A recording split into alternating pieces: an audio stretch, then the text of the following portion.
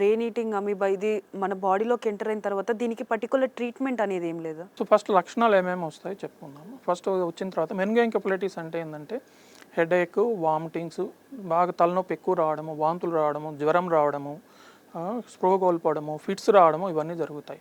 ఒకసారి అమీబా లోపలికి వెళ్ళింది అంటే ఇంక్యుబేషన్ పీరియడ్ అంటే ఒకసారి బాడీలోకి ఎంటర్ అయిన తర్వాత లక్షణాలు ఎప్పటికి వస్తాయి. 2 నుంచి 10 రోజుల లోపల లక్షణాలు స్టార్ట్ అవుతాయి. మనసు లక్షణాలు స్టార్ట్ అయిన తర్వాత మ్యాక్సిమం 2 వారాల లోపల 97%, 100 మందిలో 97% మంది చనిపోతారు. సో అందుకని ఎందుకంటే ఇది కనుక్కోవడం కూడా కొంచెం డిఫికల్ట్, ఎందుకంటే వెరీ రేర్ డిసీజ్ కాబట్టి.